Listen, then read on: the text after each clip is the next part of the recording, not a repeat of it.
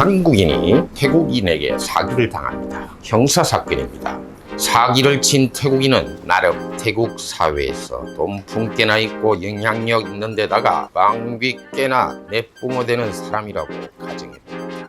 이랬을 때 일반적인 절차로서 외국인으로서 한국인이 경찰에 고소장을 넣고 사건 진행을 합니다. 과연 이런 사건을 보통의 절차대로 경찰서를 찾아가 고소장 접수하게 되면 제대로 태국인을 처벌한다든지 사기당한 금액을 찾을 수나 있을까요? 실상을 들여다보면 질질 겁니다. 느립니다. 속 터지도록 속에서 천불이 날 정도로 말입니다. 심지어는 유야무야 사건을 뭉개버릴 수도 있습니다. 어느 사회이든지 말입니다. 한 달이 건너고 또 두세 달이까지 건너게 되면 모르는 사람도 아는 사람이 되는 것이고, 더욱이 태국에서 영향력 있는 인사라면 담당 경찰관에게 줄대고 선대는 거 쉬운 일이 될 겁니다. 아니 뭐 일반 태국인이라도 그렇습니다. 하지만 걱정할 필요 없습니다. 태국에서 형사사건을 기소할 수 있는 건 검사만이 아니기 때문입니다. 피해자가 선임한 변호사도 형사사건을 기소할 수 있는 제도가 태국에는 있습니다. 변호사가 누구입니까? 법률 대리인이죠. 법률 대리인을 통하여 기소를 하게 한다는 의미, 바로 피해 당사자가 직접 형사사건을 법원으로 제기하는 것과 다르지 않습니다. 말하자면 피해자 본인이 경찰, 검찰을 거치지 않고도 소장을 작성해서 법원에 직접 소제기, 바로 기소를 한다는 의미입니다. 놀랍지 않습니까, 여러분? 선진국이고 민주국가라는 대한민국에서는 검사라는 신분을 가진 자만이 형사사건을 기소할 수 있는 권리, 즉 기소권을 주고 있습니다. 그게 과연 옳은 걸까요? 이른바 기소 독점주의, 대한민국 형사소송법 제246조에서 말합니다. 공소는 검사가 제기하여 수행한다. 국가형벌권이나 형사소추권의 행사를 국가기관인 검사에게만 독점하게 하여서 개인적인 문제나 여론 같은 거에 휘말리지 않고 객관적인 입장에서 공소 제기하는 것이 적정하고 또 합리적이라는 그런 이유에서죠. 그런데 말입니다. 실상은 어떻습니까? 개인적인 문제에 과연 휘둘리지 않고 있을까요? 지금 대한민국 땅에서 객관적인 입장으로 공소 제기를 하고 있는 검사가 과연 얼마나 되고 있습니까? 검사라는 존재 자체가 인간이기도 하고 검사동일체 원칙이라는 것이 또 있어요. 그러다 보니까 윗선의 압력을 받지 않을 수 없는 구조가 바로 검찰 조직이라는 건데요. 위에서 까라면 까야 하는 거, 이게 바로 검사동일체 원칙이라고 쳐도 뭐 별반 차이 없습니다. 게다가 당연히 여론의 영향을 받기도 할 테고 정권이 바뀔 때마다 정치적 영향을 받지 않을 수 없는 것이 바로 한국의 지금 현실입니다. 기소하거나 불기소하거나 이런 결정을 할 수 있는 권한이 검사에게만 있음으로 해서 죄 지은 자도 검사의 불기소 결정으로 죄가 사라지는 자가 되어버리고 있는 것이 현재의 대한민국. 기소권이라는 것은 범죄자를 범죄자가 아니게 만들 수도 있고 죄 없는 사람을 범죄자로 만들 수 있게 하는, 한마디로 무소불위의 권력인데 그것이 대한민국에서는 검사에게만, 그런데 태국에서는 경찰과 검찰이 기소를 하지 않더라도 일반 피해자에게 그 권한을 직접 행사하도록 해서 피해자가 억울한 일이 생기지 않도록 법원이 판단해주고 있다는 점. 피해자가 법률 대리인인 변호사를 통하여 법원에 직접 기소하더라도 법원은 우선 이 사건 소제기 자체가 법률 구성요건 해당성에 적합한지 아닌지 여부를 우선 먼저 판단합니다. 태국말로 따이수원 문펑이라고 부르는데요.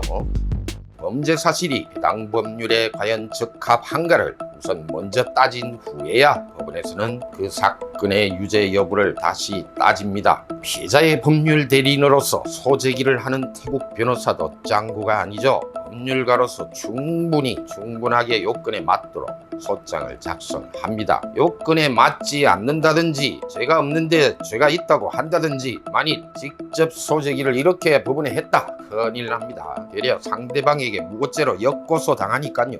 그래서 변호사들이 소제기를 직접 할 경우에는 아주 신중하게 하고 있습니다. 잘못했다간 반대로 대축이 당할 수 있으니 신중하지 않을 수 없습니다. 이 제도가 태국에서 활성화되면서 효율적으로 진행될 수 있는 데에는 바로 태국 판사들이 가지는 특징이 있기 때문입니다. 태국에서는요, 변호사 자격증 따고 일정 기간이 경과하고 또 일정 사건에 대한 승소 사례가 있는 변호사들에게만 판사 시험을 칠 수 있는 자격이 생깁니다. 대한민국처럼 처음부터 검사가 된다든지 처음부터 판사가 되지 못합니다. 판사 시험요, 아주 어렵습니다. 아주 엄청난 경쟁률에다가 일단 판사가 되고 나면 변호사들보다 훨씬 높은 급여와 복지, 이게 다 좋다 보니까 이직을 하지 않죠. 이직, 즉 변호사 개업을 하지 않는다는 의미는 무엇일까요? 정관 예우에 있습니다. 정관 예우. 내가 판사 재직할 때 아는 인맥을 또 확인을 통하여 청탁을 해서 사건 진행을 따가 자기 맘 꼴리는 대로 하는 경우가 없다는 의미죠. 판사들이 좋은 판사 자리 팽개치고 변호사 개업을 하지 않는데 무슨 정관 예우가 있을 수 있을까요?